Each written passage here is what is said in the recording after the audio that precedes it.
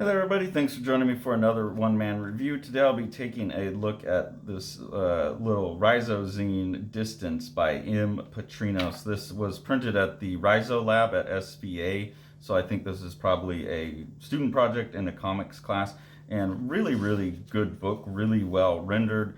Compositions are great throughout and compelling writing. So this is an artist that I think is probably still in school doing compelling work. So a cartoonist that we should be looking out for on the horizon, someone who should be making more and pretty impactful work, I would think. So this starts out with this woman like hiking up a hill, and she's basically looking for the wise man on the mountain, is what it seems like.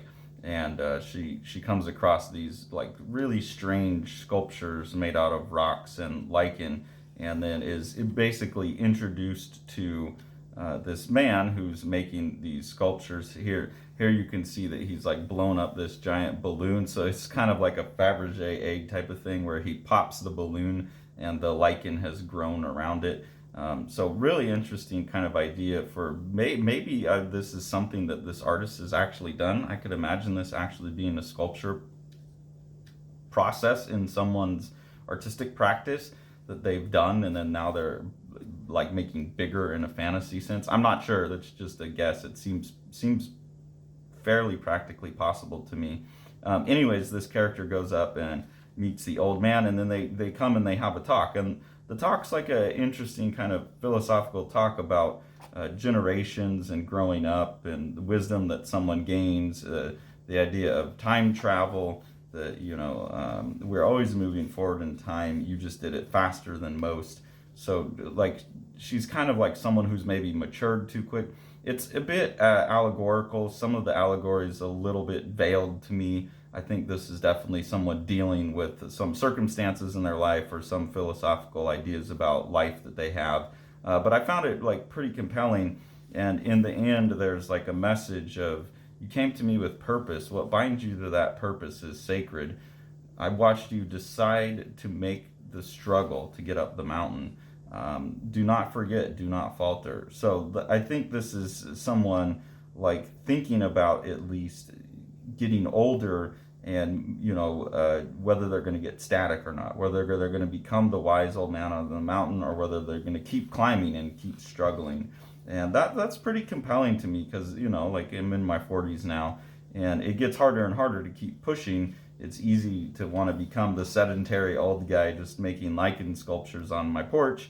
And finding the balance of someone who's still seeking, looking for the works of new artists and trying to stay fresh and stuff like that gets harder as you get older in some sense. Teaching helps quite a bit with that. And I think that's built into this book as well. You have the old teacher up here, and he's learning from the youth as well in his static position, but also encouraging them to not get static, to continue moving forward. And I've been thinking about that a lot recently. That I'm trying to find the balance of stability and stasis to some extent, but still moving forward as an artist and moving forward as someone who's intellectually curious. So this book spoke to me. I don't know that that's exactly what M. Patrinos was trying to say with it. It seems like there might be something more personal to that artist going on in here, but I got a lot out of it. I thought it was nice. Again, I really, this stuff at MoCA, there's a lot of these things that are pretty short and really potent, and that gives me a lot of hope for the future of comics, that people are figuring out, how to be powerful even in a short statement. That gives me hope that they're going to be being able to make really powerful statements either through a series of short statements or doing longer works. So definitely M. Patrinos is someone that I would suggest following. See if you can get yourself a copy of this. This is a cartoonist that I think will be worth keeping an eye on and supporting. If you enjoy what we're doing here on the channel and want to support us, there's two ways to do that. The first one is through our Patreon. We have 2 different tiers of engagement there. We really appreciate the support there. Any of the money we get helps us buy the books that we review, so that keeps us cycling money back into the community, other creators and publishers, and also keeps us in books that we can keep exposing you to stuff like this. The second way, and to support Living the Line itself, is to support what Sean's doing with Living the Line Publishing. So we'll go ahead and take a look at one of his books now. The Exile by Eric Creek is a gorgeously illustrated Viking saga of revenge. Eric Creek calls it his Viking Western. It's about a guy who's been away on the warpath and is returning home to some family troubles that have to be resolved. And this is told in just this amazing, like, kind of 3-color art style that looks like old woodblock cuts or something. It's absolutely gorgeous book that you've got to pick up. Thanks for following along. Take it away, Jack.